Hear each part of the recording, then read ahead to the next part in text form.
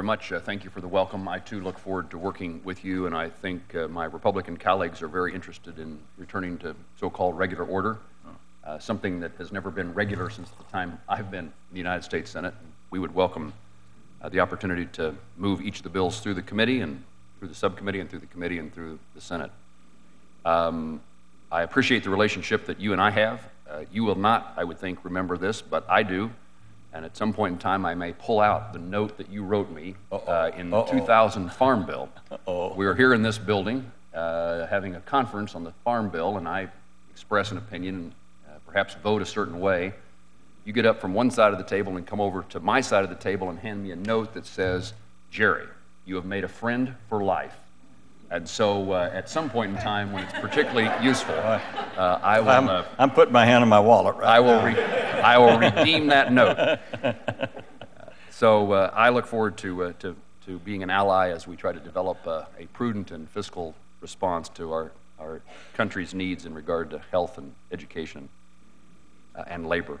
And it's particularly humbling to follow in the footsteps of Lamar Alexander, a former Secretary of Education, a governor of the state of Tennessee, and my predecessor in this position. So I look forward to his constant advice and attention to this subcommittee and appreciate the relationship that he and I have.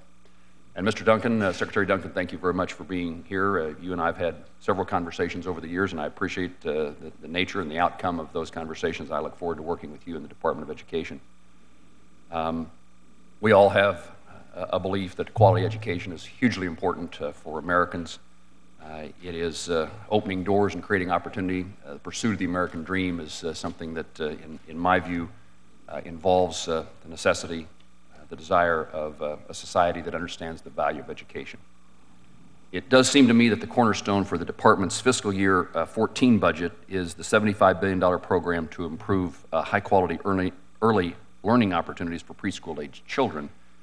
And I certainly don't dispute that access to those learning experiences is critical for young children. It is important, and I've been a longtime supporter of Head Start, for example, and it's important that federal funding to improve the delivery of those preschool programs is coordinated and directed toward improving the quality of the programs for children who are most in need. My home state of Kansas would benefit from funding for early childhood education and preschool services, but in the past, no federal funds have been awarded under the Race to the Top, the Early Learning Challenge program. In fact, only a few states have benefited. And it would be discouraging if the administration's new discretionary request for preschool development grants prioritizes funding for states that have a more robust state-funded preschool program and not support those that need to develop that robust program. We need to make certain that early childhood programs are available across the country. In the same respect, I'm concerned that the fiscal year 14 budget signals a weakening of the federal commitment to formula grant programs that are the primary source of federal education. Chairman Harkin mentioned this in his opening comments. Of the $3.1 billion increase in the department's budget, no resources are directed to increasing funding for Title I or special education or impact aid above the fiscal year 2012 levels.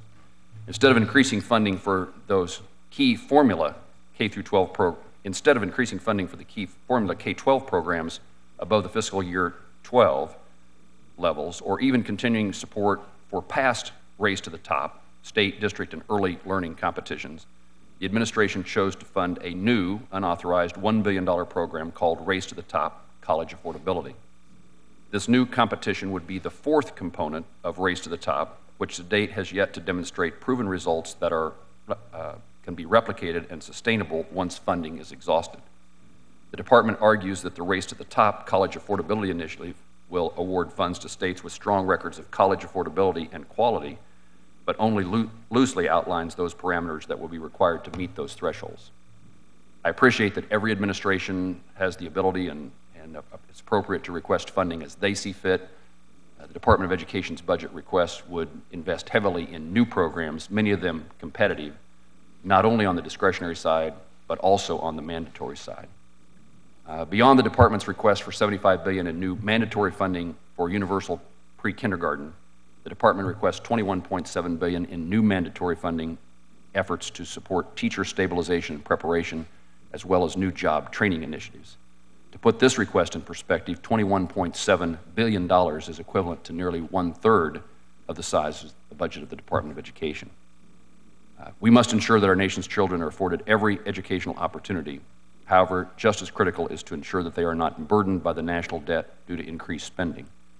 Debt that is created today disadvantages future generations by creating a weaker economy and fewer job opportunities upon graduation. We need to make sure we have a highly educated population that can help us grow the economy and provide the necessary resources for funding of education and other important government priorities. I thank you, Mr. Chairman. Thank you, Senator Moran. Mr. Chairman, thank you. Again, Mr. Secretary, good to see you. I indicated my concern, or at least a desire to hear more about the President's budget in regard to programs that the chairperson of the full committee and Senator Harkin have both talked about this morning. We have a mandate upon our schools to provide special education, IDEA. A number of school districts in Kansas are significantly impacted and require, by the federal presence, and require impact aid. And yet, in a $3.1 billion increase compared to 2012 levels, the only increase in formula grant programs is $20 million for special education grant for infants and families. There's no increase in Title I, no increase in special education grants to states, and no increase in impact aid. How does that lend itself toward improving quality, particularly when in relationship to impact aid, it's so important to the basics for a school. In regard to IDEA, it's a federal mandate. So as we pursue additional quality of education, how is that accomplished if we're not supporting the federal mandates and we're not supporting impact aid, areas in which schools have no choice but to spend resources on?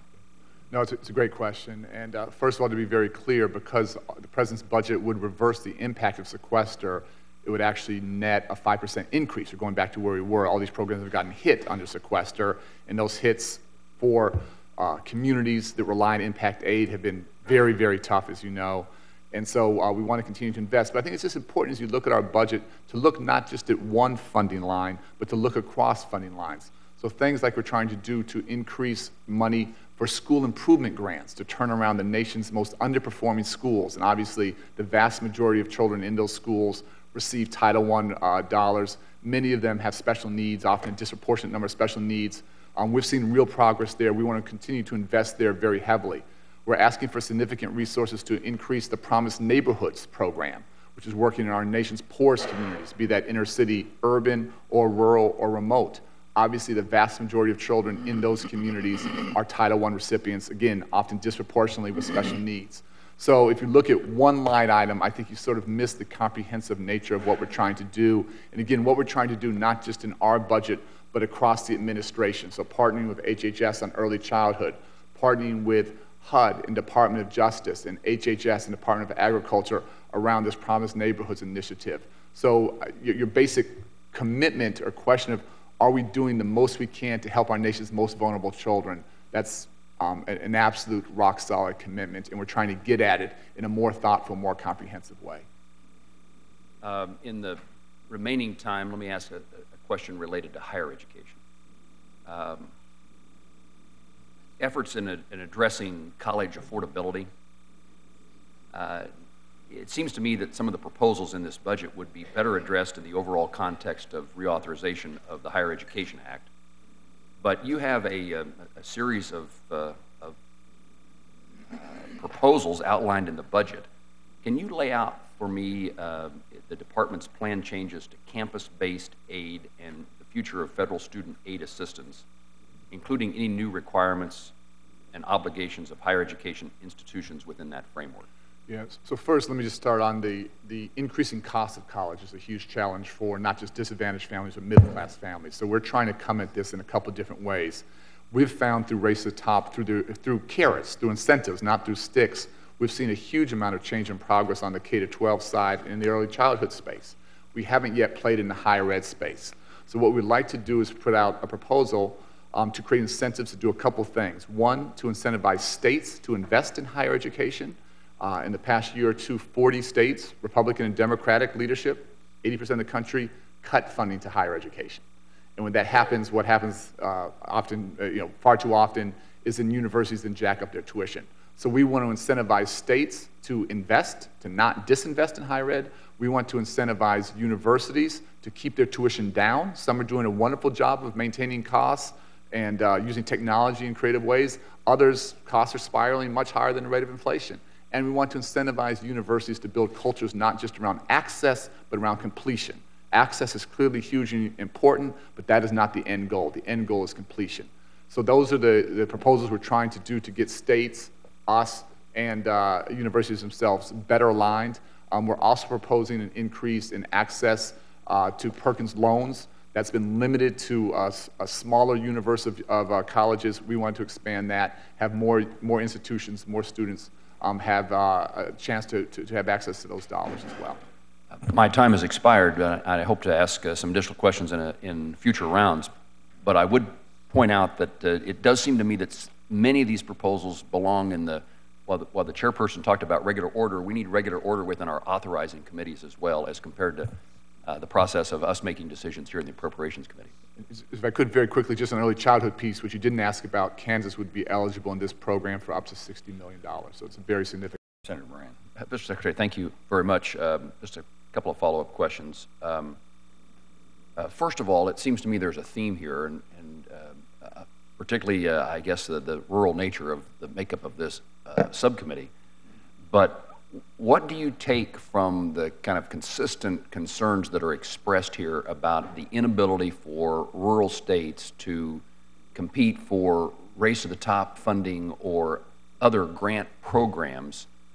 What is it that the department can do to assure Kansans that they're going to be adequately able to compete for those grants? It doesn't happen. Well, it's not quite that stark. It's a real issue, and I want to address it head on, but just give you a counter example again. So when we started the School Improvement Grant Program, turning around the nation's underperforming schools, I heard a lot of legitimate concern from the rural community. We can't compete, we can't do whatever. My numbers won't be perfect, but the number of schools that need to be turned around, about 20% are in rural communities. But rural communities have actually gotten 23, 24% of the money. So they've actually gotten a disproportionate share of the resources, slightly. So a lot of those fears, we think, again, the facts, the reality on the ground, don't bear that out. I can give you sort of program by program offline through invested innovation, what we've done in terms of absolute priorities and set-asides through promised neighborhoods.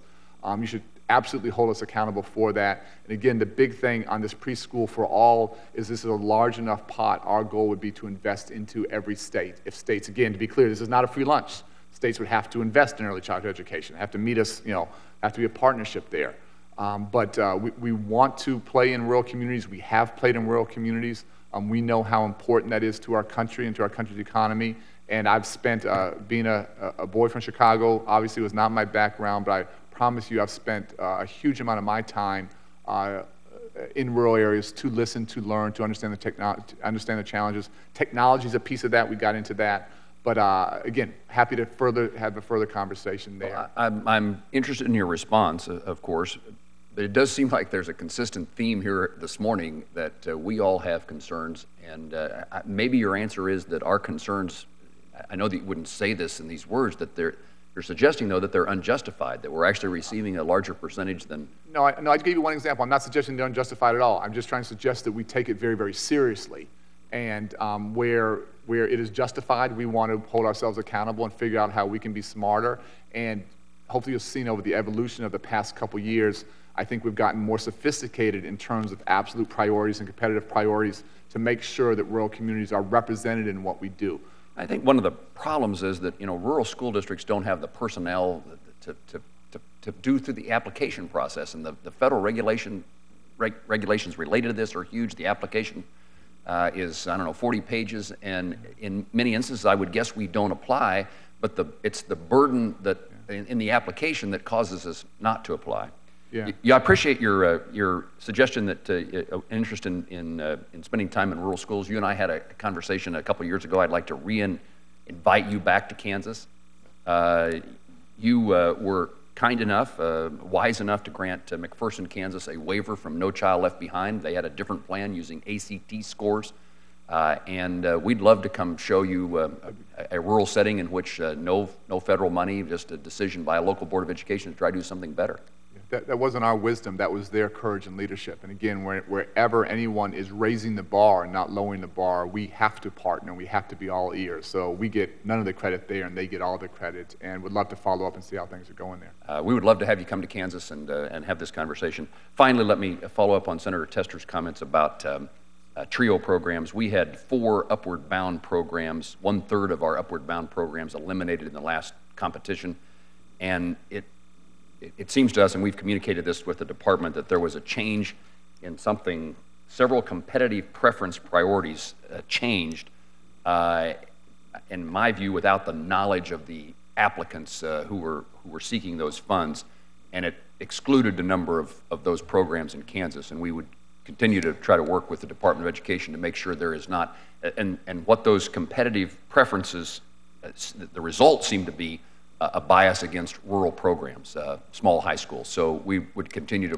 promote the aspect of the rural nature and work with the department to try to solve that problem. We'll do, and just again to go back, again, look at what we've done around absolute priorities in rural communities. Look at what we've done to encourage districts to apply, not individually, but as a consortia, so that it's not one district doing it by themselves. But where you think we're not doing enough, or where you have creative ideas of how we can do a better job, again, absolutely want to be a good partner there. Mr. Secretary, thank you. Thank you for your service.